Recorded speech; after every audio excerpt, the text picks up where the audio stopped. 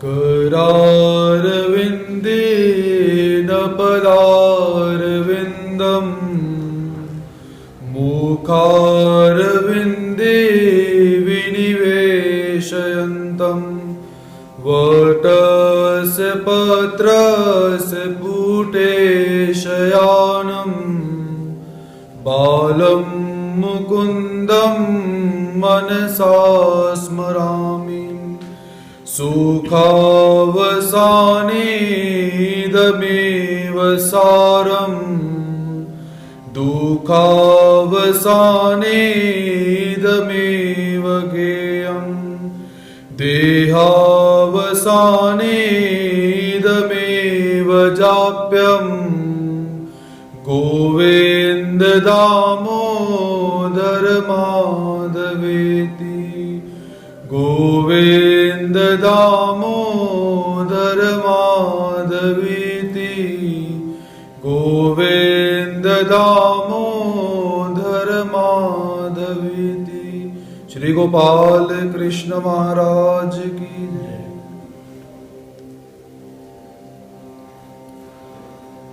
पद्मावती चरणचारी स्वयंभू चक्रवर्ती भगवान श्री कृष्ण महाराज जी की असीम कृपा से, अहेतुक कृपा से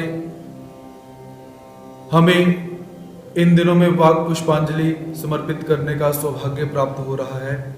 तो सर्वप्रथम अनंत ब्रह्मांड नायक लीलाधारी पुरुषोत्तम भगवान श्री कृष्ण महाराज जी के चरणारविंदों में प्रणिपात करते हैं। तत्पश्चात समस्त आचार्य वृंदों के प्रति नतमस्तक होते हैं। सभी श्रोतृवृंद भक्तगण सभी को जय श्री कृष्ण दंडवत प्रणाम। ब्रह्म विद्या अध्ययन सत्र का हम यहाँ पर आनंद प्राप्त कर रहे हैं। परमात्मा का जो ब्रह्म विद्या शास्त्र होता है, जो ज्ञान होता है, वो परमात्मा की असीम कृपा से ही प्राप्त किया जा सकता है। जब तक परमात्मा की कृपा न हो तो जीवात्मा कुछ बोलने के लिए भी उद्यत नहीं हो सकता।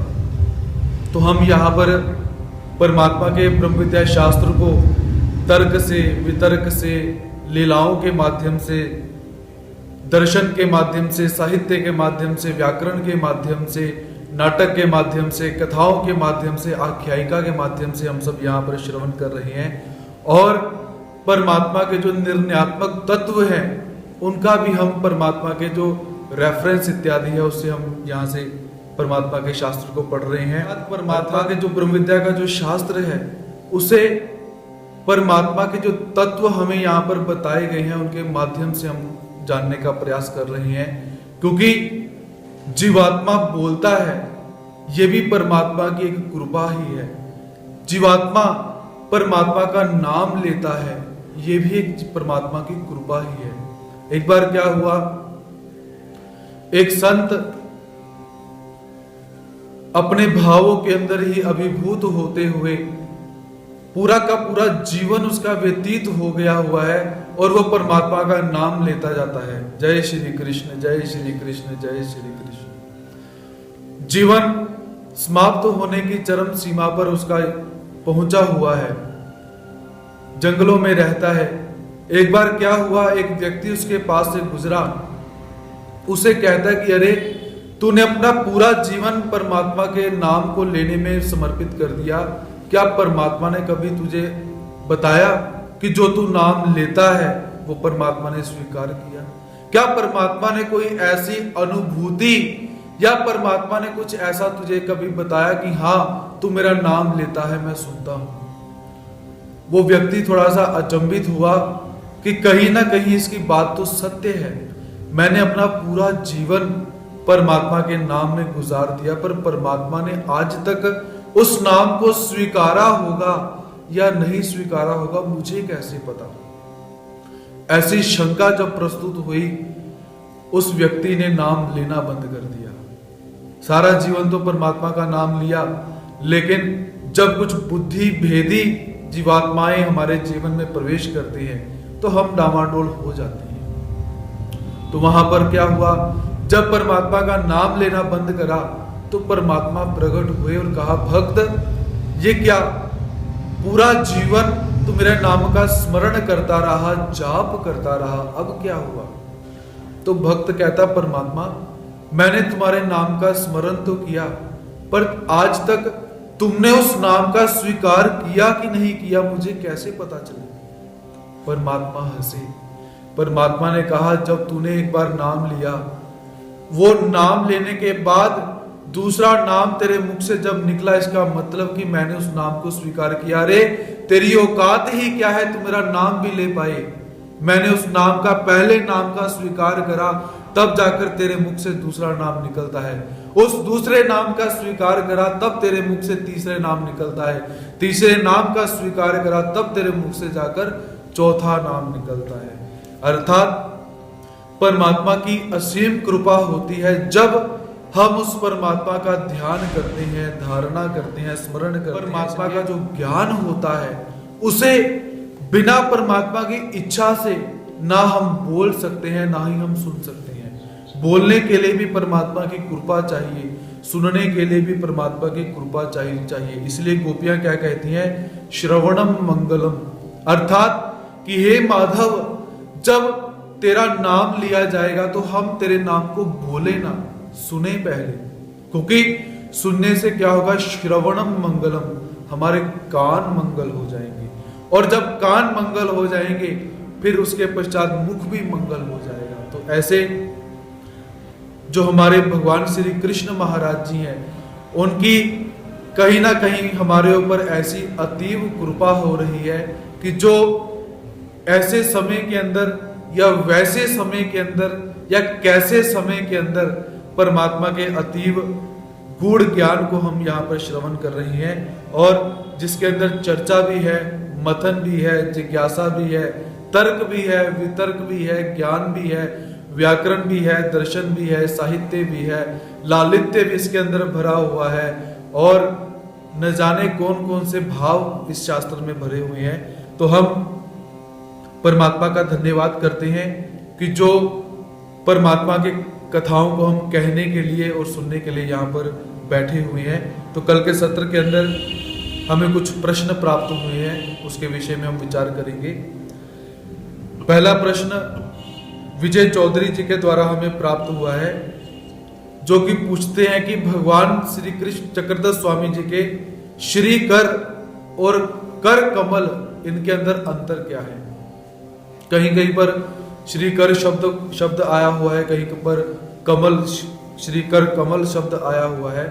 तो वास्तव में दोनों शब्दों को अगर आप देखते हो तो दोनों के दोनों शब्द परमात्मा के हाथों के वाचक हैं। श्री कर कमल, पहला शब्द क्या है? सीधा का सीधा श्री कर अर्थात हाथ, और दूसरा शब्द श्री कर कमल अर्थात दूसरा शब्द विशेषण वाचक है कि भगवान श्री चक्रधर स्वामी जी के हाथ कैसे हैं?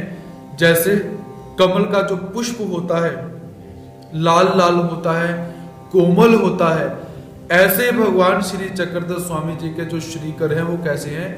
पुष्प के समान, कमल के समान कोमल कोमल और लाल लाल हैं। अर्थात पहला शब्द अवयववाचक हम बोल सकते हैं, दूसरा शब्द विशेषणात्मक है, विशेषण जिसे हम कहते हैं। विशेषण क्या होता है?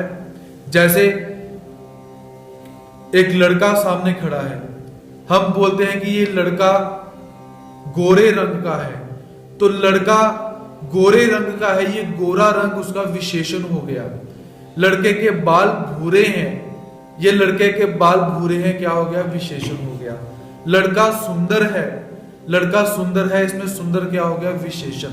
तो वैसे ही श्री कर कमल क्या है कि भगवान जी के हाथों का विशेषण यहां पर व्यक्त किया गया है। उसके पश्चात दूसरा प्रश्न हमें प्राप्त होता है नम्रता जी के द्वारा। ये पूछना चाहती हैं कि क्या असन्निधान धर्म के अंदर शब्द ज्ञान चरितार्थ हो सकता है, और शब्द ज्ञान चरितार्थ होने के पश्चात अपरोक्ष ज्ञान क्या प्राप्त हो सकता है? ऐसा नम्रता जी यहां पर प्रश्न करती हैं। तो सर्वप्रथम असन्निधान के अंदर शब्द ज्ञान कब चरितार्थ होगा? जब परमात्मा का कुछ सन्निधान प्राप्त हुआ हो।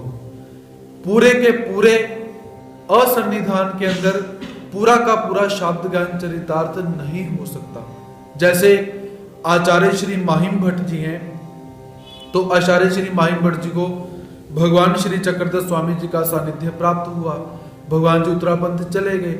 उसके पश्चात अंतिम का समय हम देखते हैं तो आचार्य श्री नागदेव जी को अपरोक्ष ज्ञान की जो झलक है वो झलक उन्हें दिखाई देनी शुरू हो चुकी हुई है।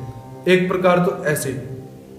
दूसरा, असन्निधान पूर्ण रूप में जीवात्मा असन्निधान के अंदर है, युक्त आचरण करता है, परावर शास्त्र से वो अभिभूत हो चुका है, स्मरण उस जीवात्मा का पूरा है।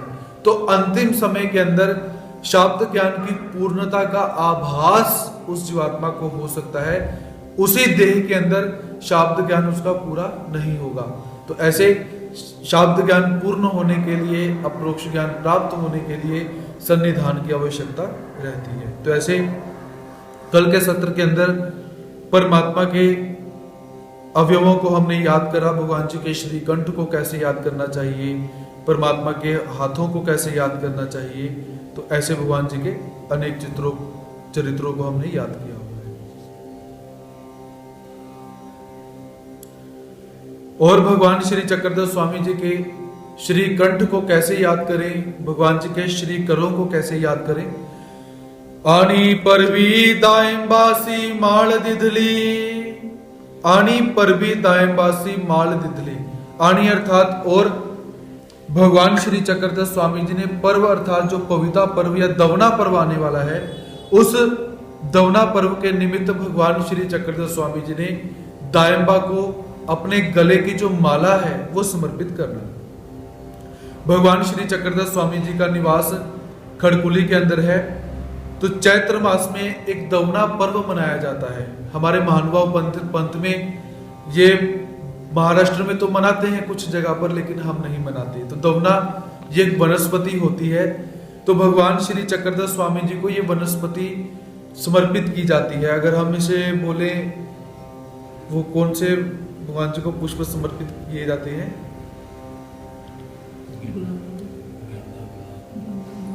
जिसमें दुल्हनें सजती हैं, मोतिये कलियों का होता है, सावन का महीना आता है, उसमें दुल्हनें भी सजती हैं और वो वनस्पति इत्यादि जो होती है वो परमात्मा को समर्पित की जाती है। तो ऐसे दवना जो पर्व है तो वो परमात्मा को समर्पित किया जाता है। चैत्र का जो मास चढ़ता है तो उसमें जो दायंबा जी हैं, दायंबा भगवान जी से शर्त लगाकर गए हैं, भगवान जी को बोलकर गए हैं कि हे प्रभु, अगर आपके किसी पर्व पर मैं न पहुंच पाऊं तो समझना कि दायंबा भोजा मर गया। अर्थात आपका कोई त्योहार हो, आपका कोई अवसर हो और मैं ना आऊं, ऐसा कभी नहीं हो सकता। अर्थात सीखने वाली बात क्या कि जब भी अवसर हो कोई, अब दायंबा जी तो सन्निधान के अंदर है, उन्होंने बोला हम परमात्मा के असन्निधान के अंदर हैं, तो हमारे ऊपर भी ये बात लागू होती है कि जैसे दायंबा जी ने कितने गर्व से कहा हुआ है कि आपका कोई भी अवसर हो मैं पहुंचूंगा ही पहुंचूंगा, वैसे ही हमें भी क्या सोचना चाहिए कि मंदिर में कोई भी कार्यक्रम इत्यादि हो, अवसर हो, बाहर कहीं अवसर हो, वहां पर अवश्य जाना चाहिए। तो ऐसे दायंबा जो है भगवान जी को उन्होंने बोला हुआ है। तो दवना पर्व जब समाप्त हुआ तो दोपहर का समय हुआ, दायंबा जी भगवान जी के पूजन के लिए चल पड़ते हैं। तो चलते चलते क्या हुआ कि बहुत सारा समय दायंबा जी चलते जा रहे हैं। तो भगवान जी के पास पहुंचे, भगवान जी के पास पहुंचने के पश्चात क्या हुआ, भगवान जी का पूजन किया। पूजन करने के पश्चात भोजन करा और भगवान जी से आज्ञा मांगते हैं कि हे प्रभु, मुझे अब जाने की आज्ञा दीजिए। तो भगवान जी कहते हैं आप अभी अभी तो आए हो और इतनी दूर से आप आए हो, तो बलेग्राम से शायद आए हुए हैं। तो भगवान जी कहते ठहरिए, लेकिन दायंबा जी कहते कि हे प्रभु, मेरे पिता का श्राद्ध है और मैं ब्राह्मणों को निमंत्रण देकर आया हूं, तो मुझे जाना ही होगा। तो भगवान जी कहते कि आज भूत चतुर्दशी है, तो नेपालता के दिन है, बाहर आपको नहीं जाना चाहिए। तो दायंबा जी कहते कि हे प्रभु, हम तो आपके हैं, वो देवताएं हमारा क्या करेंगी? भगवान जी कहते ऐसे नहीं है, उनके पास भी एक प्रकार का सामर्थ्य हमने उसे प्रदान किया हुआ है। यदि हम ही उनके सामर्थ्य को रोक लगाते रहेंगे, प्रतिबंधित करते रहेंगे, तो उनके सामर्थ्य का क्या फायदा? तो ऐसा नहीं है। लेकिन फिर भी दाएं जी कहते कि हे प्रभु मुझे जाना पड़ेगा, क्योंकि ब्राह्मणों को निमंत्रण दिया हुआ है। तो भगवान जी कहते ठीक है। तो भगवान जी ने क्या करा, अपने गले की जो माला है, जो पुष्पहार है, वो दाएं बा के गले में डाला। और दाएं बा को क्या कहते हैं कि सीधे रास्ते से जाना है, रास्ते में कहीं पर भी रात को रुकना नहीं है। अगर कोई आश्चर्य देखो तो वहां पर भी रुकना नहीं है, सीधा चलते जाना है। तो ऐसे भगवान जी ने विधि बताई और दाएं बाजी ऐसे ऐसे करके आगे पहुंचे। तो रास्ते में जो बकरियां हैं, जिनकी जो खुरों की आवाज है, टापों की आवाज है, ऐसे सुनाई देती है जैसे मानो कोई बड़े बड़े घोड़े चल रहे हो। ऐसा आश्चर्य उन्हें दिखाई देता है। फिर भी भगवान जी की बातों को याद करते करते वो चले जाते हैं। तो ऐसे भगवान जी के श्रीकंठ को कैसे याद करना चाहिए, श्री करों को कैसे याद करना चाहिए, जैसे भगवान जी ने अपने गले की जो माला है दाएं बाजू को दी हुई है। यावरी जे तुली ही गलदंडे ते तुली ही आठवीं जती। यावरी अर्थ इसके ऊपर जितने भी भगवान जी को पुष्पहार समर्पित किए गए हैं, पुष्पहारों से संबंधित जितने भी चरित्र हम सबको प्राप्त होते हैं, उन सभी चरित्रों को याद करना चाहिए। जैसे विषय नामक ग्राम के अंदर इंद्र भट्ट ने भगवान श्री चक्रधर स्वामी जी का पूजन किया हुआ है। जहां पर पूजन होगा वहां पर पुष्पहार इत्यादि रहेंगे ही रहेंगे, तो वो चरित्र याद करना चाहिए। बले ग्राम में महाजनों ने भगवान जी का पूजन किया हुआ है। ढोरेश्वर के अंदर राघव भट्ट जो है उन्होंने भगवान जी का पूजन किया है। काटसुरा में रूपनायक जी हैं, उन्होंने पूजन किया हुआ है। या एकांक काल के अंदर जो पहलवान है उसने भी भगवान जी का बहुत अच्छा पूजन किया हुआ है। तो ऐसे जहां जहां पर आप पूजन का चरित्र पढ़ते हो वहां वहां आपने भगवान जी का श्रीकंठ कैसे होता है, भगवान जी के श्रीकर कैसे होते हैं, उसे आप सबने याद करना है। श्री मुख से भावी जी ध्याई जी जे औवर प्रदान। अब भगवान श्री चक्रधर स्वामी जी का जो श्री मुख है उसे कैसे याद करना चाहिए, जैसे औ अर्थात औसा को भगवान श्री चक्रधर स्वामी जी ने वरदान प्रदान करना। तो एक बार भगवान श्री चक्रधर स्वामी जी का निवास पैठन के अंदर है। तो पैठन के अंदर क्या हुआ कि औसा जी भगवान जी के सामने बैठी हुई हैं। अब औसा जी का और भगवान जी का प्रेम बहुत है, और प्रेम भी बहुत है और झगड़ा भी बहुत है। औसा भगवान जी के साथ झगड़ा करके भगवान जी को छोड़कर बहुत बार चली गई हुई है। ऐसा बहुत सारे चरित्रों में हम देखते हैं। तो भगवान जी जैसे अपने आसन पर बैठे हुए हैं, तो भगवान जी आज प्रसन्न मुद्रा के अंदर हैं। तो भगवान जी औसा जी से क्या निवेदन करते हैं कि औसा आज हम तुमसे बहुत प्रसन्न हैं, मांगो कुछ वरदान मांगो। तो उत्तर में औसा क्या कहती है कि हे प्रभु मुझे तो मांगना नहीं आता, आप स्वयं बताए कैसे मांगे, क्या मांगो। भगवान जी कहते जो भी इच्छा है मांगो।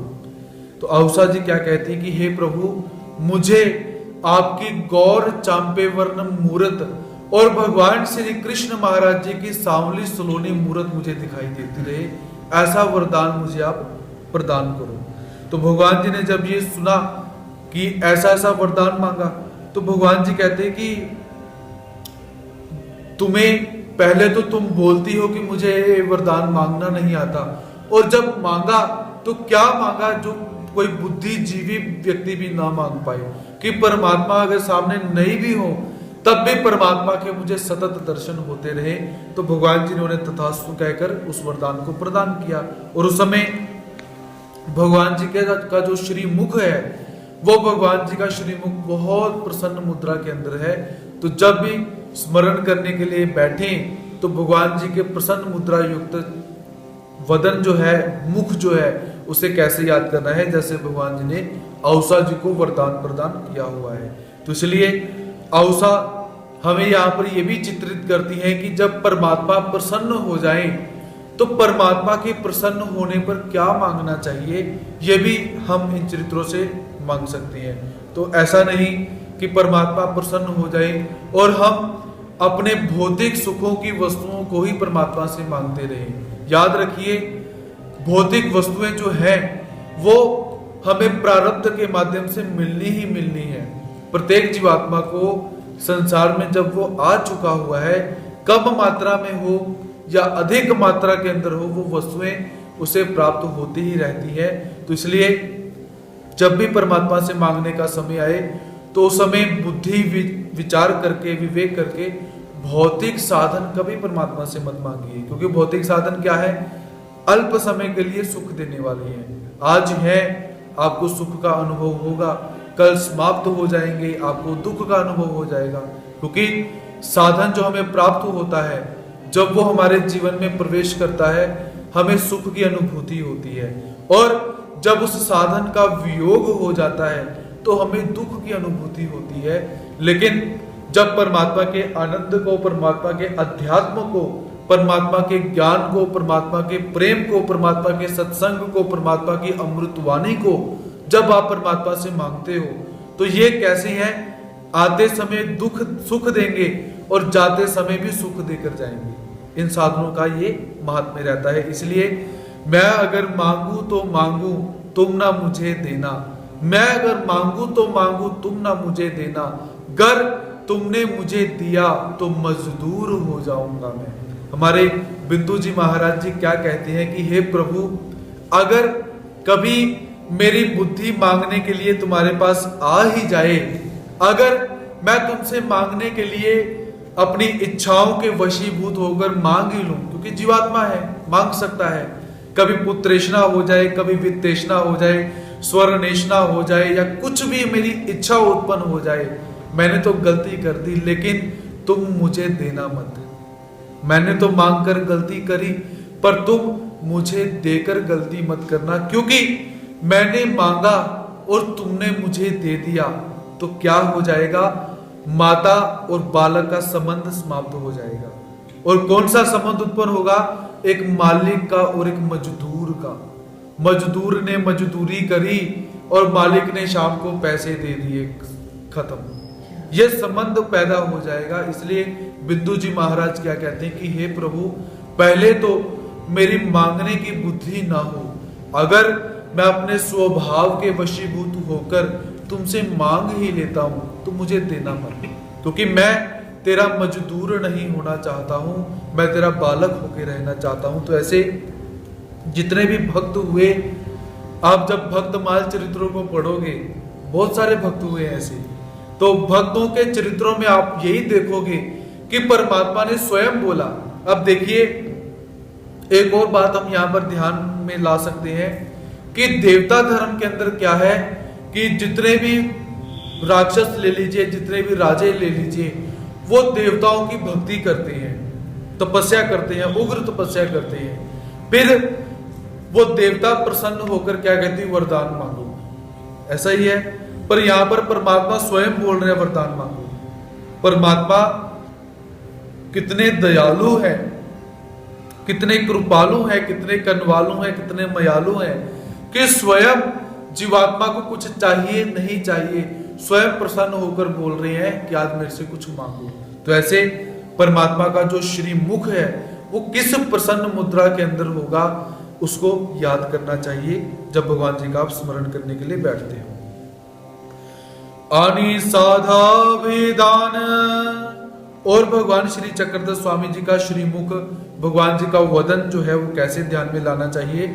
जैसे डोमेग्राम के अंदर भगवान श्री चक्रधर स्वामी जी ने साधा माता जी को वरदान दिया। भगवान श्री चक्रधर स्वामी जी का निवास डोमेग्राम के अंदर है। तो डोमेग्राम में क्या हुआ कि एक आंगन है, बरामदा है, वहां पर भगवान जी खड़े हैं और सामने एक बछड़ा बंधा हुआ है। तो भगवान श्री चक्रधर स्वामी जी उस समय साधा भगवान जी के पास है। तो भगवान जी उस समय भविष्यवाणी करते हैं कि यवन आएंगे, मुसलमान आएंगे और इस हिंदू संस्कृति का नाश कर देंगे, समाप्त कर देंगे, स्त्रियों का हरण होगा, उनके साथ व्यभिचार होगा, मार काट होगी। ऐसे भगवान श्री चक्रधर स्वामी जी भविष्यवाणी करते हैं और ये भविष्यवाणी सत्य भी हुई। पहले जब काल यवन आता है, उसके पश्चात मोहम्मद तुगलक ने जब आक्रमण किया हुआ है दिल्ली के ऊपर, क्योंकि सबसे पहला सुल्तान वही आया, तो भगवान जी की जो भविष्यवाणी थी वो सत्य भी हुई। तो जैसे ही भगवान जी ने जैसे ही ये शब्द बोले तो सादा माता वहां पर खड़ी है और घबरा जाती है। तो सादा भगवान जी से कहती है कि हे प्रभु, यदि ऐसा समय आने वाला है तो मैं ऐसा समय बिल्कुल भी ना देखूं, मुझे ऐसे कष्ट बिल्कुल भी प्राप्त ना हो। तो भगवान जी उन्हें अभय प्रदान करते हैं कि माता तुम ये समय नहीं देख पाओगी। तो ऐसे भगवान जी ने जो सादा है उसे अभय दान प्रदान करा। तो उस समय भी भगवान जी का जो श्रीमुख है वो कैसे है, भगवान जी प्रसन्न मुद्रा के अंदर है, क्योंकि जब भी कोई वस्तु दी जाती है वो प्रसन्न होकर ही दी जाती है। दुखी होकर स्वभावता हम किसी भी वस्तु को देते नहीं है। दुखी होकर देना नहीं होता, दुखी होकर क्या है, छोड़ना। इसलिए जब भी कोई वस्तु दी जाती है वो प्रसन्न मुद्रा में ही दी जाती है। तो भगवान जी का श्रीमुख कैसे है, इस चरित्र में भी भगवान जी प्रसन्न है। तो जब भी भगवान जी का श्रीमुख आप याद करो तो आपने ये चरित्र जो है उसको याद करना है। आनी साधा प्रश्ने दर्शना पुढ़ारू। और भगवान जी का श्रीमुख कैसे याद करना चाहिए, जैसे साधा ने भगवान जी से दर्शन के लिए वरदान मांगा। तो एक बार भगवान श्री चक्रधर स्वामी जी का निवास डोमीग्राम के अंदर ही है। तो भगवान जी पहले की न्याय ही भगवान जी साधा से निवेदन करते हैं कि साधा, हम आज तुम पर बहुत प्रसन्न है, कुछ मांगो। अब जो साधा माता है उसका शरीर बहुत मोटा हुआ पड़ा है, और कल भी आपसे निवेदन किया था कि जो साधा है इसे 2 अवतारों की प्रसन्नता प्राप्त है। भगवान श्री चक्रधर स्वामी जी की प्रसन्नता भी प्राप्त है और श्री गोविंद प्रभु महाराज जी की प्रसन्नता भी साधा माता को प्राप्त है। हमारे पंथ के अंदर केश कलाप का विशेष, भगवान श्री गोविंद प्रभु महाराज जी की दाढ़ का विशेष, भगवान श्री गोविंद प्रभु महाराज जी की सुपारी का विशेष, ये साधा जी को प्रसन्नता में मिला हुआ है। अर्थात आप जान सकते हो कि साधा माता के ऊपर दोनों अवतार कितने प्रसन्न होंगे। इसके बाद एक बार श्री गोविंद प्रभु महाराज जी उदास हो जाते हैं और 21 दिन तक श्री गोविंद प्रभु महाराज जी बहुत उदास रहे हुए हैं। 21 दिन तक परमात्मा की श्री मूर्ति कैसी है, परमात्मा ने सब कुछ खाना पीना बंद कर दिया है, स्नान करना बंद कर दिया है, मर्दना मादने बंद कर दिया है, निरूपण करना बंद कर दिया हुआ है। अर्थात कि परमात्मा कितने उदास हो चुके होंगे। फोन बंद कर दीजिए। कि परमात्मा की उदासी कैसी होगी कि 21 दिन तक भगवान जी ने कुछ नहीं खाया, कुछ स्नान नहीं किया, कुछ नहाए नहीं, कुछ मर्दना नहीं, मादने नहीं, भक्तों के साथ बोलना नहीं। तो ऐसा समय जब हुआ तो किसी भक्त के द्वारा साधा जी को पता चला कि श्री गोविंद प्रभु महाराज जी ने ऐसा कुपोषण किया हुआ है, कुपोषण किया हुआ है। तो साधा माता उसी समय अपने वहां स्थान से निकलती है और पैदल चल के आती है। सीढ़ी भी भारी, दिन रात चलती है और चलते चलते पैर में मोच भी आती है, फिर चलती है, फिर कोई घुड़सवार मिलता है, वहां पर बैठती है, फिर चलकर भगवान जी के पास पहुंचती है। और जब श्री गोविंद प्रभु महाराज जी के पास पहुंची तो भगवान जी ने जाकर देखा कि साधा आई हुई है, ये बहुत दूर से आई है, इसे कुछ खिलाओ, पानी पुनी पिलाओ उसे। तो साधा कहती कि हे प्रभु, आपका चरणोदक ही मेरा जल होगा, आपका उच्चिष्ट प्रसाद ही मेरा भोजन होगा। जब आप श्री चरणों को धोने की आज्ञा करोगे मैं जल ग्रहण करूंगी, आप जब भोजन करोगे तभी मैं जाकर उस प्रसाद को स्वीकार करूंगी। फिर जाकर श्री गोविंद प्रभु महाराज जी ने अपना जो व्रत था वो भगवान जी ने तोड़ा। तो आप समझ सकते हो कि जो साधा है वो परमात्मा के कितना प्रिय पात्र रही होंगी, आप यहाँ पर समझ सकते हो। तो आज भगवान श्री चक्रधर स्वामी जी साधा को कहते कि हम आज तेरे ऊपर बहुत प्रसन्न हो रहे हैं, कुछ मांग। तो साधा भी भोले भाव में क्या कहती है कि हे प्रभु, मुझे कुछ मांगना तो आता नहीं और आपकी परम कृपा से, आपके अनुग्रह से मेरे पास पहले ही सब कुछ है, मैं आपसे कुछ नहीं मांगना चाहती। अब देखिए साधा के पास कोई बैंक बैलेंस नहीं है, उस समय शायद बैंक में नहीं है, लेकिन फिर भी उस समय बैंक है। बैंक कौन से हैं? खड्डे, उस समय जो द्रव्य होता था उसे खड्डों में सुरक्षित रखा जाता था। उस समय भी बैंकें हैं, पर सादा ने ये नहीं कहा कि प्रभु मैं इतनी अमीर हो जाऊं, मुझे इतना द्रव्य प्राप्त हो जाए, फिर मैं अन्नदान करूंगी, फिर मैं ये करूंगी, फिर मैं वो करूंगी। सादा ने कुछ नहीं कहा। क्या कहती कि हे प्रभु मेरे पास सब कुछ है, आपकी परम कृपा है मेरे ऊपर, आप साक्षात ईश्वर के अवतार मेरे समक्ष बैठे हुए हो, मेरे से बोल रहे हो, संभाषण कर रहे हो, और क्या चाहिए। पर फिर भी भगवान श्री चक्रधर स्वामी जी क्या कहते हैं कि सादा कुछ मांगो। तो भगवान जी ने जब आग्रह किया तो सादा कहते कि हे प्रभु अगर मुझे कुछ देना ही है तो मुझे अपना पुनः संबंध प्रदान कर देना। बात कौन सी मांगी? जो बड़े बड़े ज्ञानी भी मांगने से चूक जाते हैं, भूल जाते हैं कि ये वस्तु भी मांगी जा सकती है। अर्थात पुनः संबंध क्या मांगा? शब्द ज्ञान चरितार्थ हो जाएगा और फिर पुनः संबंध मिलेगा, फिर अपरोक्ष मिलेगा। भोले भाव के अंदर वस्तु मांगी तो भगवान जी प्रसन्न होकर क्या कहते हैं कि सादा तूने अज्ञानता के अंदर इतनी बड़ी वस्तु मांग ली, पुनः संबंध किसे कहते हैं? इस जन्म में तो परमात्मा मिले ही मिले, अगले जन्म में भी परमात्मा मिले। और वो कैसे मिले कि हमारा जो अपरोक्ष ज्ञान इत्यादि है उस कैटेगरी के अंदर पुनः संबंध जो होता है। तो भगवान जी कहते हैं अज्ञानता के अंदर तूने इतनी बड़ी वस्तु मांग ली, अगर तुझे कुछ थोड़ा सा भी ज्ञान होता तो तू क्या मांग सकती थी, ये तो मैं भी सोच नहीं सकता हूं। तो ऐसे भगवान जी बहुत हर्षान्वित हुए, प्रसन्न मुद्रा के अंदर भगवान जी ऐसी ऐसी बातें करते हैं। और सादा ने भगवान जी को श्री चरणों पर प्रणाम किया। भगवान जी ने कहा तथास्तु, अर्थात अगला उन्होंने पुनः संबंध मांगकर परमात्मा का आनंद, सामान्य ज्ञान, अप्रोक्ष ज्ञान, विशेष ज्ञान, कृपास्पति के दुखों से छुटकारा, ईश्वर की प्राप्ति, सब कुछ मांग लिया एक छोटे से शब्द के अंदर।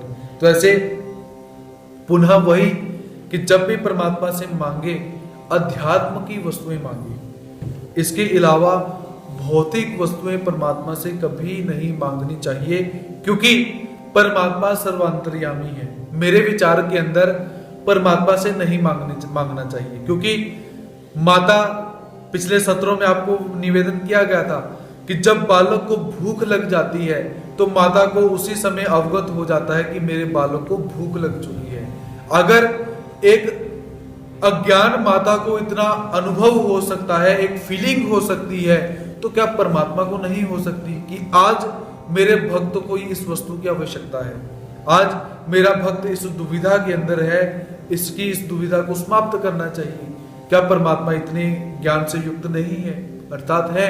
हम परमात्मा को सर्व अंतर्यामी बोलते हैं, सर्वज्ञ बोलते हैं। अंतर्यामी अर्थात सभी के मन के भावों को जानने वाले। तो इसलिए अगर आपका भाव बहुत ऊंचा है तो धैर्य धारण करके निष्काम भक्ति कीजिए और परमात्मा से कभी मत मांगिए, क्योंकि परमात्मा को पता है किस समय किस वस्तु को प्रदान करना है। जब आप मांगोगे तो उसमें क्या हो जाता है, थोड़े से विश्वास में कमी आ जाती है। वो जो विश्वास 100% होना चाहिए वो 80%, 70% रह जाता है, कम हो जाता है। तो ऐसे परमात्मा से कभी मत मांगिए। परमात्मा ने जो भी हमें देना है वो अपनी मर्जी से हमें प्रदान करते हैं। आनी कानसी ब्राह्मणानुवर्जनी वर प्रदान। आनी अर्थात और कानसी अर्थात कनाशी के अंदर एक ब्राह्मण भी भगवान जी को मिला हुआ है, उसे भी भगवान जी ने बोला कि कुछ मांगो। तो वो चरित्र कैसे है? एक बार क्या हुआ, भगवान श्री चक्रधर स्वामी जी का निवास कनाशी के अंदर है। तो कनाशी में एक ब्राह्मण भगवान जी के पास आया, भगवान जी से निवेदन किया कि भगवान जी हमारी सेवा का स्वीकार करो। तो भगवान जी ने सेवा का स्वीकार किया। ब्राह्मण भगवान जी को घर लेकर गया, भगवान जी को अच्छी तरह से मर्दना, मादने, ऊटी, उपहार सब कुछ करवाया। तो जब जाने का समय हुआ तो भगवान जी उस ब्राह्मण के ऊपर बहुत प्रसन्न हो चुके हैं और भगवान जी उस ब्राह्मण से क्या निवेदन करते हैं कि ब्राह्मण देव, हम आपके ऊपर प्रसन्न हो चुके हैं, कुछ मांगो। अब ब्राह्मण क्या कहता है, अब ये दूसरी कैटेगरी का ब्राह्मण है। अब ब्राह्मण कहता है कि भगवान प्रसन्न हुए, क्या मांगे? तो ब्राह्मण क्या कहता है कि हे प्रभु, मैं अपनी बहू के हाथ से घर के किसी कोने में लस्सी और चावल खाता रहूं। क्या मांगता है? कि मैं अपनी बहू के हाथ से घर के किसी एक कोने में लस्सी और चावल खाता रहूं। भगवान जी ने सुना। भगवान जी कहते हैं बहुत चतुर भक्त मिला है। अर्थात पहले क्या मांगी? बहू। बहू कब होगी? जब बेटा होगा। बेटा कब होगा? जब पत्नी होगी, शादी हो जाएगी। ठीक है। उसके बाद घर का एक कोना, घर का एक कोना मतलब बहुत सारी जायदाद मांग ली कि एक कोने के अंदर मैं पड़ा रहूं। कोना तभी होगा जब घर बहुत बड़ा होगा। जमीन जायदाद मांग ली। उसके पश्चात चावल मांगे। चावल कब होंगे? जब खेत होंगे, जमीन होगी, खेती होगी तो धान्य तभी निकलेगा। लस्सी कब निकलेगी? जब गैया इत्यादि पशुधन होगा, क्योंकि पुराने समय के अंदर पशुधन सबसे उत्तम माना जाता था। उसके पश्चात अब बहू के हाथ से, अब बहू भी कैसी प्राप्त हो? जूता मारने वाली नहीं, सेवा करने वाली बहू। क्योंकि आज के समय के अंदर जो बच्चे हैं, बहू ले लीजिए, बेटा ले लीजिए, वो कैसे हैं? यही संपादने वाले हैं। लस्सी चावल दूध चावल कोई नहीं देता। तो उसने एक वरदान के अंदर सब कुछ मांग लिया। बहू भी अच्छी हो, बेटा भी अच्छा हो, पत्नी भी अच्छी हो, जमीन भी हो जाए, पशुधन भी मिल जाए, खाने की चीजें भी मिल जाए। तो भगवान जी ने देखा कि भक्त ये तो आज गुरुओं का गुरु ही मिला है। भगवान जी कहते हैं ये तो प्रारब्ध के वश तुझे मिलना ही है, ये तूने जोड़ा ही हुआ है, और कुछ मांग। और फिर विचार करता है और क्या मांगू, सब कुछ तो मांग लिया। फिर वो क्या कहता है कि प्रभु मेरी एक जमीन है जिसका वाद विवाद कोर्ट कचहरियों के अंदर चल रहा है, वो जमीन का जो फैसला है वो मेरे हक में हो जाए, इतनी कृपा करो। तो भगवान जी क्या कहते हैं कि ये भी प्रारब्ध के कारण तुझे मिल ही जाना है, कुछ और मांग। तो वो ब्राह्मण कहता है बस और मुझे कुछ नहीं चाहिए। तो ऐसे भगवान जी वहां पर प्रसन्न हो रहे हैं कि ऐसे भक्त भी हैं, सादा की न्यायी भक्त भी है, औसा की न्यायी भक्त भी है, और ये ब्राह्मण ऐसा भक्त भी है कि जब साक्षात ईश्वर अवतार प्रसन्न हो चुके हैं और ये मांगना चाहिए। तो भगवान जी एक दृष्टांत भी देते हैं। भगवान जी कहते हैं कि एक बार क्या हुआ कि जुलाहा, आप समझते होंगे, जो वस्त्रों को बनाते हैं पुराने समय के अंदर। तो पुराने समय के अंदर एक लकड़ी की कुछ मशीन होती है जिसको वेव कहा जाता है मराठी के अंदर। तो लकड़ से चरखा हम बोल सकते हैं आज की भाषा के अंदर, लंबी लकड़ लगती है उसके अंदर। तो एक ऐसा ही एक जुलाहा है जो कपड़े बुनने का काम करता है। तो बहुत अच्छे कपड़े बुनता है, बहुत अच्छा उसका काम चल रहा है। तो एक दिन क्या हुआ कि उसकी जो मशीन है, जो उसका आप मशीन बोल सकते हो, चरखा बोल सकते हो, उसके जो सीधी सादी लकड़ ऊपर लगती है वो लकड़ टूट गई। लकड़ी टूटी, काम रुक गया। तो वो विचार करता है कि चलो बाजार जाता हूं, तो बाजार जाऊंगा, वहां से लेकर आता हूं, काम शुरू करता हूं। उठा, बाजार के लिए जाने के लिए उद्यत हुआ। तो रास्ते में क्या हुआ कि थोड़ा थक गया, या मन में विचार करता है कि अभी बाजार तो 11-12 बजे खुलने हैं, अभी तो 8 बजे हैं, चलो इस पेड़ के नीचे बैठ जाता हूं। पेड़ के नीचे बैठा, लेट गया। अब लेटा हुआ है, ऊपर देख रहा है, टांग के ऊपर टांग रखी हुई है, ऊपर एक लंबा सा बिल्कुल सीधी सी उसने लकड़ी देखी। तो मन में विचार करता है कि ये लकड़ अगर नीचे गिर जाए तो मुझे बाजार नहीं जाना पड़ेगा, काम इधर ही हो जाएगा। अब इतना ही विचार किया, लकड़ी गिर गई, मतलब उसके मुंह के ऊपर नहीं गिरी, साइड पे गिरी। लकड़ गिरी तो बहुत प्रसन्न हुआ, तो जाने लगा। तो पीछे से आवाज आई कि अरे हे प्राणी, मैं कल्प वृक्ष हूं, मुझसे और कुछ भी मांग सकता है तो मांग ले, मैं तेरे ऊपर प्रसन्न हो चुका हूं। वो कहता वो बहुत बढ़िया बात है। क्या कहता है? आनिए, कहता कि ये जो लकड़ी है जो मैंने अभी तुमने मुझे दी है, कि ये भी अगर टूट गई तो इसके लिए एक और लकड़ मुझे दे दो। और वो कल्प वृक्ष मन में विचार करता है कि कल्प वृक्ष अगर प्रसन्न हो जाए तो क्या लकड़ मांगनी चाहिए। अब अगर वो व्यक्ति समझदार होता, वो बोलता कि मुझे जाकर वस्त्र बनाने पड़ेंगे, मुझे वस्त्र मिल जाए। और समझदार होता, वो कहता मुझे धन ही मिल जाए, पैसा ही मिल जाए, ना बनाने की झंझट, ना कुछ ना कुछ ना कुछ। तो ऐसे ये दृष्टांत देकर भगवान जी हमें क्या समझाना चाहते हैं कि कल्प वृक्ष की न्यायी परमात्मा अगर प्रसन्न हो जाए तो क्या परमात्मा से ये चीजें मांगनी चाहिए? अर्थात नहीं।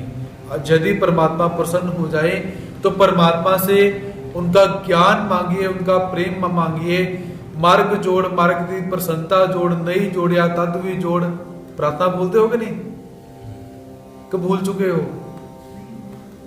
वो प्रार्थना हम आरती करते हैं, जीवोधरण व्यसनदार का विशाल नेत्र विशाल देव नंदना, और गुरु जी ने ऐसे किया जी, बिल्कुल नीचे झुके जी, हम भी नीचे झुक गए जी, ऊपर उठे जी, चले गए। वो नीचे झुक के करते क्या हो? ऐसे ही नाटक कि गुरु जी भी झुके और हम भी झुक गए नीचे। उस समय परमात्मा से प्रार्थना की जाती है कि ज्ञान जोड़, प्रेम जोड़, मार्ग जोड़, मार्ग की प्रसन्नता जोड़, नई जोड़ या तत्वी जोड़। ऐसे पुराने हमारे जो गुरुजन है उन्होंने एक शब्द बनाए हुए हैं, उसे बोला जाता है। तो ऐसे परमात्मा से इन चीजों को मांगना चाहिए, इन चीजों की अपेक्षा करनी चाहिए। तो ऐसे ब्राह्मण की तरह कुछ नहीं मांगना चाहिए। तो फिर भी परमात्मा उस ब्राह्मण को जब वरदान दे रहे हैं, परमात्मा प्रसन्न मुद्रा के अंदर है, तो जब भी परमात्मा की श्री मूर्ति को याद करना है तो ऐसे ही परमात्मा की श्री मूर्ति को, भगवान जी के श्रीमुख को याद करना चाहिए। दंत पंक्ति ऐसी भावी जे ध्याई जे पर भी दाइंबा भेटी। तो भगवान श्री चक्रधर स्वामी जी के जो दंत की पंक्ति है, जो कि ऐसी प्रतीत होती है कि हीरे लगे हुए हैं, तो भगवान जी के दांतों को कैसे याद करना चाहिए? पिछला चरित्र जो हमने पढ़ा कि दाइंबा जी भगवान जी के पास आ रहे हैं, यह भी उसी चरित्र के साथ ही संबंधित है। तो एक बार भगवान जी का निवास खड़कुली नामक गांव के अंदर है। तो दाइंबा बले ग्राम के अंदर रहते हैं। उन्होंने भगवान जी से बोला हुआ था कि आपका कोई भी कार्यक्रम हो, कोई भी अवसर हो, मैं पहुंचूंगा ही पहुंचूंगा। तो दवना पर्व या पविता पर्व, कुछ ऐसे पर्व हैं, दो चरित्र आते हैं हमारे ऐसे। तो भगवान जी को पर्व करने के लिए जो दाइंबा हैं वो भगवान जी को मिलने के लिए उद्यत हो जाते हैं। सुबह से चले हुए हैं। अब रात के समय क्या हुआ कि रास्ते में उन्हें पुलिस वाले मिल जाते हैं, सिपाही मिलते हैं। तो सिपाही पूछते हैं, भाई इतनी रात गई, तुम कहाँ जा रहे हो? तो दाइंबा कहते कि हम भगवान श्री चक्रधर स्वामी जी के शिष्य हैं, तो मैं भगवान जी को मिलने के लिए खड़कुली जा रहा हूं। तो खड़कुली बोला। तो वो जो सिपाही थे वो भी भगवान जी को उस समय जानते हैं। वो सिपाही क्या कहते हैं कि इस समय भगवान खड़कुली में नहीं है, जोगेश्वरी के अंदर है। तो ऐसा जब पता चला, रास्ता मोड़ा। अब रात भर चलते रहे, जोगेश्वरी पहुंचे। जोगेश्वरी पहुंचकर देखा कि भगवान जी जोगेश्वरी में है ही नहीं। उन्होंने भी अंदाजे से बोला। तो ऐसा जब देखा तो बहुत दुखी हुए। फिर उठे। रास्ते में एक गांव आता है, काजल गांव करके। तो वहां पर विष्णु भट्ट नामक एक भगवान जी के भक्त रहते हैं।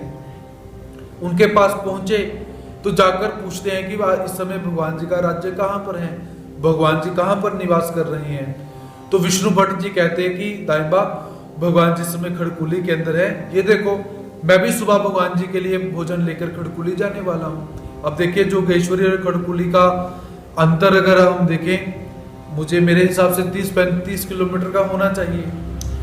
तो विष्णु भट्ट जो है इतनी दूरी से भगवान जी के लिए भोजन लेकर जा रहे हैं, सिर पर लेकर जाते थे। 10-15 किलोमीटर तो होगा ही होगा। तो वो कहते कि सुबह होने पर मैंने भी जाना है, मेरे साथ चलो। तो दाइंबा जी कहते मैं इतनी प्रतीक्षा नहीं कर सकता, मैं भी जा रहा हूँ। तो दाइंबा जी वैसे ही पूरी रात पैदल चलते भगवान जी के पास सुबह सुबह पहुंचे।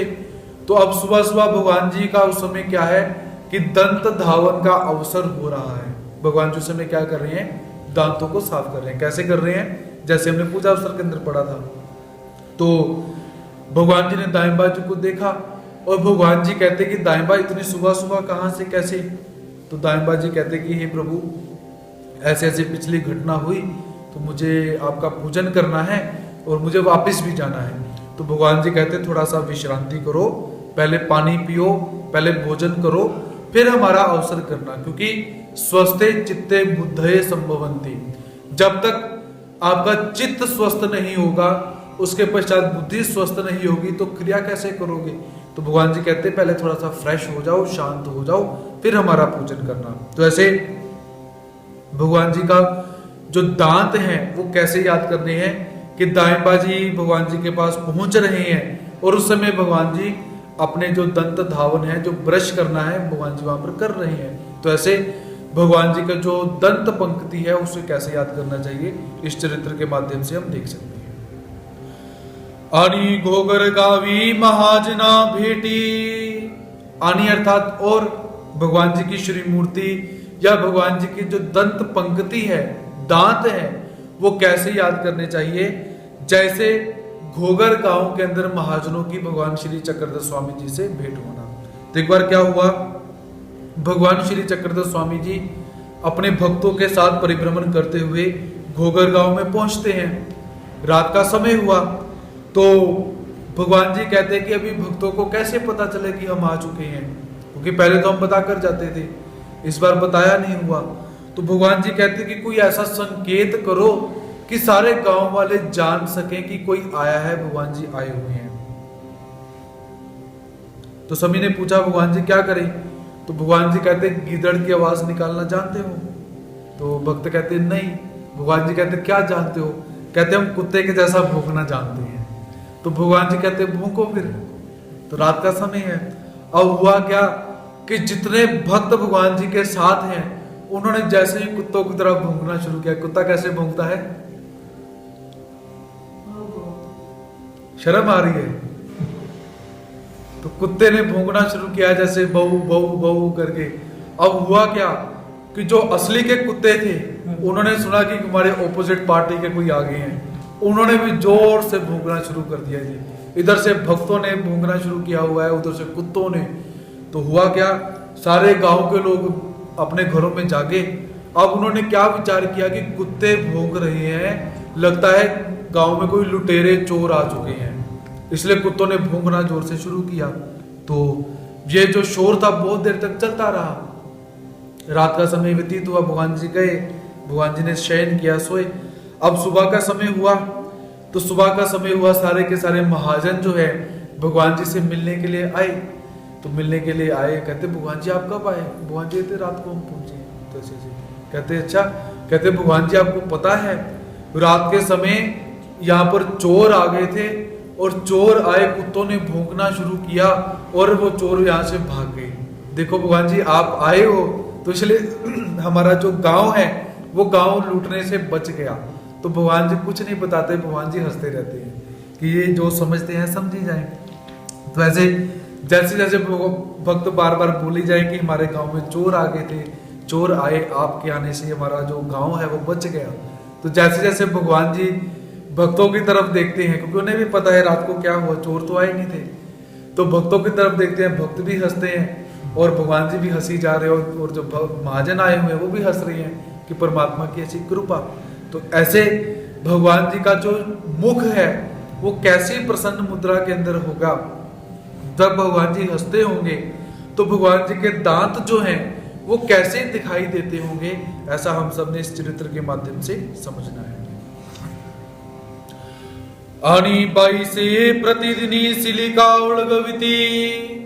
और भगवान श्री चक्रधर स्वामी जी के दांतों को कैसे याद करना चाहिए, जैसे माता बाईसा प्रतिदिन भगवान जी को सिलिका अर्थात जो दातुन है वो दातुन प्रवेश प्रदान करती हैं। तो उस पूजा अवसर को आप सबने याद करना चाहिए। कभी नीम की दातुन होती है, कभी बेर के पेड़ की दातुन होती है, कभी जो बबुल का पेड़ होता है उसकी दातुन होती है। तो ऐसे जितने भी समय के अंदर पूजा अवसर के समय भगवान जी दंत धावन करते हैं, मुख प्रक्षालन करते हैं, उन सभी चरित्रों को हम यहाँ पर याद कर सकते हैं। आनी राकिया लक्ष्मिंदर भटा गंडोषद का प्रसाद निराकरण। आनी अर्थात और भगवान जी के दंत पंक्तियों को कैसे याद करना चाहिए। जैसे लक्ष्मींदर भट्ट जो है, राकिया लक्ष्मींदर भट्ट जो भगवान जी के भक्त हैं, इन्होंने भगवान जी का जो चरणों जो प्रसाद रूपी पानी है, जो भगवान जी ने कुल्ला करके ब्रश करके जो छोड़ा हुआ है, उसे ग्रहण करना और भगवान जी ने उनको शिक्षापन करना। तो एक बार क्या हुआ, भगवान श्री चक्रधर स्वामी जी का निवास एलापुर के अंदर है, अर्थात वेरुल के अंदर है। तो एक दिन क्या हुआ, भगवान श्री चक्रधर स्वामी जी सुबह उठकर दंत धावन कर रही हैं, ब्रश कर रही हैं। तो सुमें बाईसा जी ने भगवान जी को जल समर्पित किया हुआ है और दंत धावन करने के पश्चात जो जल बचा हुआ है, वो जल भगवान जी ने बाईसा जी को दिया फेंकने के लिए। और बाईसा जी ने क्या किया, वो जल फेंकने के लिए जो राकिया लक्ष्मींदर भट्ट आए हुए हैं उन्हें दे दिया कि जाओ तुम जाकर ये जल फेंक दो। तो लक्ष्मींदर भट्ट क्या करते हैं, वो जल क्या कि भगवान जी ने कुल्ला करके ऐसे फेंका हुआ है, सारे भक्त देख रहे हैं। तो उन्होंने क्या किया, उसमें से थोड़ा सा चरणामृत लिया और वो चरणामृत ग्रहण कर लिया। वो ग्रहण करके आए, बाकी जो जल था वो फेंक दिया। वापिस आए और भगवान जी जो लक्ष्मींदर भट्ट है उसे समझाते हुए क्या कहते हैं कि लक्ष्मींदर भट्ट, ऐसी विकल्प जनित क्रिया कभी नहीं करनी चाहिए। तो लक्ष्मींदर भट्ट कहते कि हे प्रभु, वो तो आपका प्रसाद था। भगवान जी कहते तो भी विकल्प जनित क्रिया नहीं करनी चाहिए। अब होगा क्या, भगवान जी कहते मान लीजिए वो जो जल है जो हमने कुल्ला करके हमने फेंका हुआ है, सारे लोग देख रहे हैं, आप तो हमारे निज किंकर हो, हमारे साथ रहते हो, आपको कोई बात नहीं। जो बाहर से लोग आए हुए हैं वो भी देख रहे हैं। तो आपने जब वो जल हमारे मुख से निकला हुआ जल आपने ग्रहण किया, पहले तो अगर आपके मन के अंदर घृणा पैदा हो गई, विचिकित्सा पैदा हो गई, तो आपको विकल्प का दोष लगेगा। मान लीजिए आपके मन के अंदर वो घृणा नहीं पैदा हुई, जो देख रहा है उसके मन के अंदर घृणा पैदा हो गई, उसे विकल्प का दोष लगेगा, आपको भी लगेगा। तो ऐसे जो है वो नहीं करना चाहिए। तो भगवान जी ने यहां पर हमें व्यवहार के अंदर धर्म को कैसे रखना है, इस विषय में बहुत बड़ी एक शिक्षा प्रदान की गई है। भगवान जी ने यहाँ पर क्या कहा हुआ है कि आपकी किसी भी क्रिया से दूसरे व्यक्ति के मन के अंदर मिथ्या भाव अगर पैदा हो रहे हैं तो वो नहीं होने चाहिए। अब देखिए, वास्तव में भगवान जी अपने भक्तों को पान का प्रसाद दिया करते हैं, तब भगवान जी ने मना नहीं किया। अब क्यों मना किया, क्योंकि तीसरा आदमी, तीसरे व्यक्ति बैठकर देख रहे हैं। अब देखिए, जैसे हम अक्सर कहते हैं कि भोजन करने के पश्चात जो भोजन की थाली है उसे भी जल से धोकर पीना चाहिए, क्योंकि अन्न का महत्व महाराष्ट्र में आप जाकर देखते ही हो कि सारे महात्मा जी क्या करते हैं, पात्र रखे हुए हैं, उन्होंने भोजन करते हैं, भोजन करने के पश्चात उसमें ही पानी डालते हैं, हाथ करके पी लेते हैं, ऐसा चलता है। वहां तक वो बात ठीक है।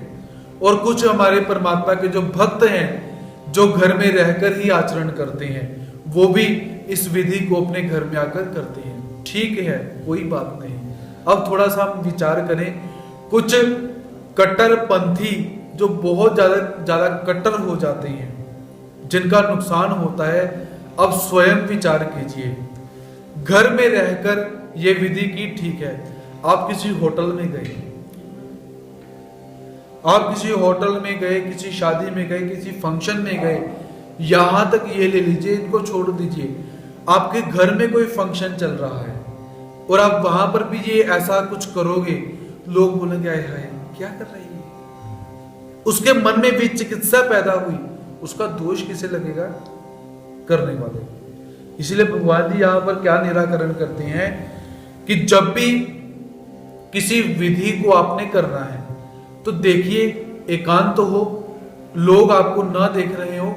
अगर किसी विधि का लोगों के ऊपर गलत प्रभाव पड़ने वाला है तो कुछ समय के लिए रुक जाओ, बाद में कर लेना। ऐसे भगवान जी ने हमें बहुत चरित्रों के माध्यम से बताया हुआ है, क्योंकि कट्टरता का होना बहुत जरूरी है। कट्टर होइए, हम मना नहीं करते आपको, पर इतने भी कट्टर मत हो जाइए कि समाज को लगे कि ये जय कृष्णी एक समाज का भिन्न अंग है। ये एक अलग से ही एक संप्रदाय चलता आ रहा है, ये हमारे अंदर मिलता ही नहीं है। अक्सर आज के समय में यही हो रहा है, लोग विचार यही करते हैं कि ये महानुभाव संप्रदाय अलग से ही है, और बताना पड़ता है कि महानुभाव संप्रदाय श्री चक्रधर स्वामी जी का संप्रदाय है। पीछे एक न्यूज अभी आ रही थी कि लातूर जिला के अंदर हमारे जो साधक हैं 1600 महात्मा लोग वहां पर थे यादवड़ी आश्रम के, तो वहां पर एक बहुत बड़ा बारिश आई और ऐसा ऐसा नुकसान हुआ। तो न्यूज के अंदर वो जो न्यूज देने वाली रिपोर्टर है वो भी बोलते बोलते कैसी बोल रही है कि जैसे एक पता नहीं कौन सा पंथ कौन से संप्रदाय की मैं जानकारी देने के लिए जा रही हूँ, ऐसे शब्द उसने बोले हुए हैं। तो ऐसा क्यों प्रतीत होता है? क्योंकि हमारी कुछ कट्टरताएं ऐसी हो जाती हैं कि जो हमारे धर्म को हमको समाज से अलग कर देती हैं। अब देखिए भगवान जी इस चरित्र के अंदर, चाहे हम मूर्ति ज्ञान पढ़ रहे हैं, इसमें से हमने क्या ग्रहण करना है? सिर्फ मूर्ति, भगवान जी ने दांत जो साफ किए बस इतना सा ग्रहण करना है। लेकिन चरित्र बहुत सारी शिक्षाएं देते हैं हमें। तो भगवान जी यहाँ पर क्या देख रहे हैं कि सामाजिक लोग अगर आए हुए हैं, हमारी क्रिया का उन सामाजिक लोगों के ऊपर गलत असर पड़ेगा तो वो क्रिया नहीं करनी चाहिए। विकल्प स्फुरे तो अर्थ न कीजिए। जिस क्रिया से विकल्प पैदा होता है वो अर्थ अर्थात क्रिया नहीं करनी चाहिए। अर्थात मान लीजिए हम शादियों में नहीं जाते हैं, तो शादियों में नहीं जाते हैं तो क्या जो जय कृष्णी परिवार की शादी होती उसमें भी नहीं जाना चाहिए? विचार कीजिए। कट्टरता ठीक है, आप राजसी भोजन नहीं करना चाहते हो, बहुत अच्छी बात है। अब मान लीजिए कोई हमारा ही जय कृष्णी भाई हो, हमारी ही जय कृष्णी कोई बहन हो जिसकी शादी हो, और हम बोलेंगे जी हम तो शादियों में जाकर खाते नहीं, हम तुम्हारी शादी में नहीं आएंगे। ठीक है, अच्छी बात है, मत जाइए।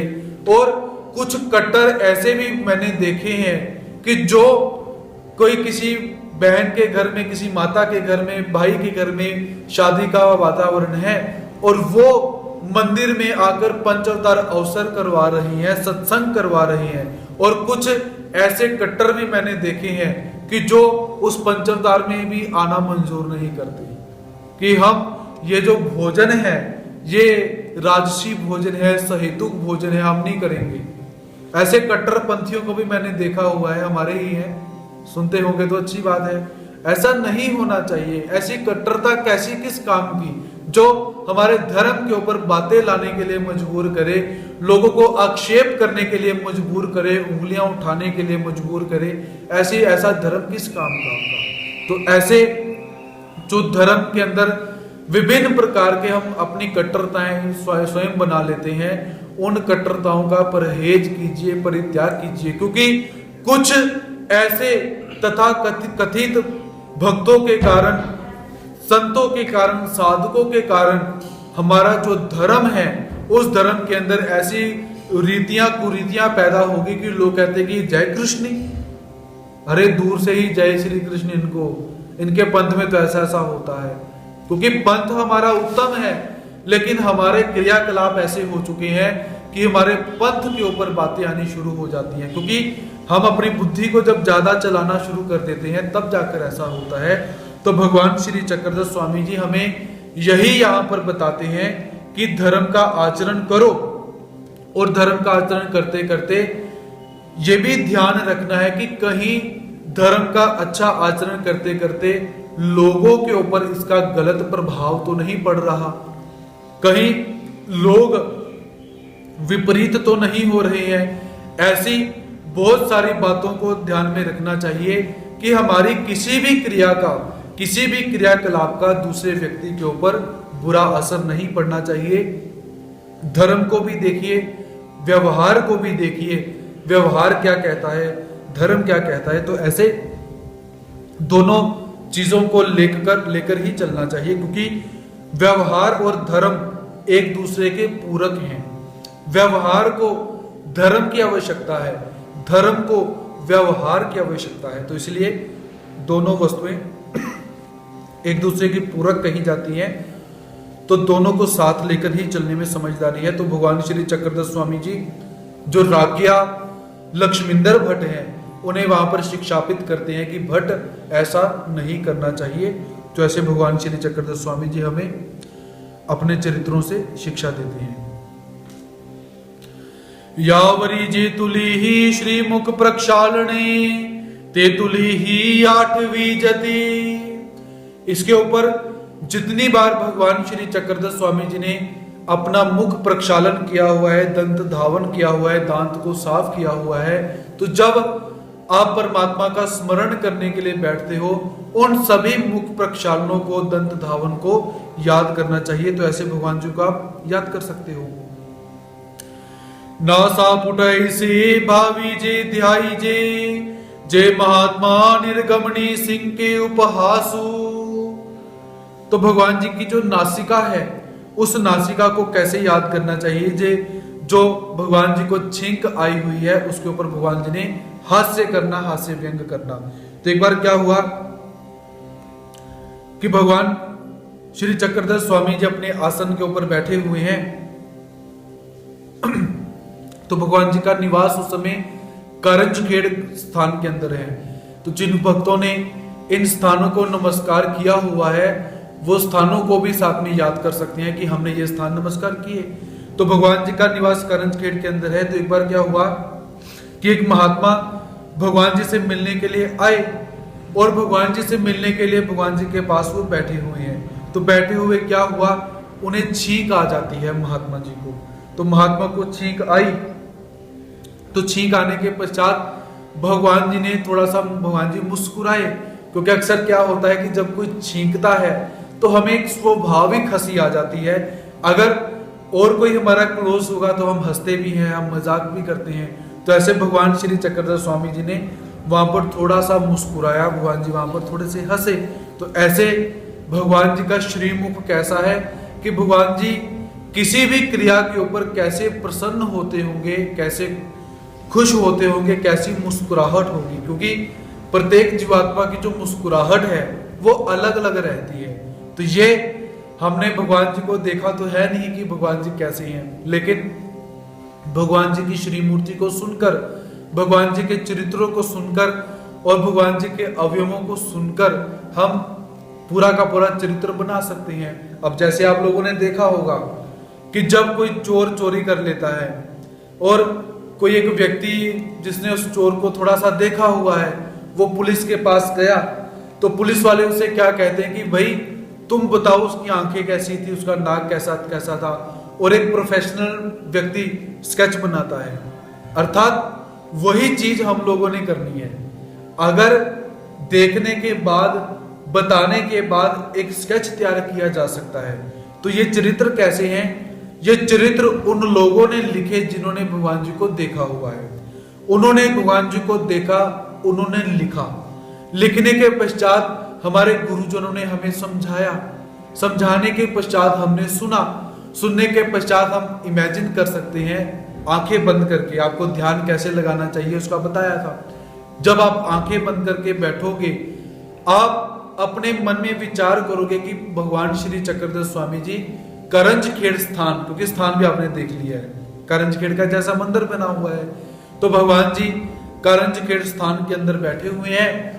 तो एक अन्य धर्म के महात्मा जी भगवान जी के पास आए, पास आकर बैठ गए, उन्होंने छींक मारी और भगवान जी थोड़ा सा हंसे होंगे। तो भगवान जी कैसे हंसे होंगे? तो ऐसे आप इसको स्टेप बाय स्टेप करके, हम परमात्मा को हमने देखा तो नहीं, लेकिन भावना तो कर सकते हैं, याद तो कर सकते हैं, इमेजिन तो कर सकते हैं। तो ऐसे भगवान जी के चरित्रों को याद किया कीजिए, और भगवान जी कैसे हैं, भगवान जी के अवयव कैसे हैं, तो ऐसे आप सब यहाँ पर परमात्मा के अवयवों को याद कर सकते हैं। तो आज का समय हमारा यहीं पर समाप्त होता है। कल पुनः 4 बजे परमात्मा की दिव्य लीलाओं को लेकर आप सबके समक्ष यहाँ पर हम उपस्थित होने का प्रयास करेंगे। तब तक के लिए सभी भक्तों को जय श्री कृष्ण, धन्यवाद।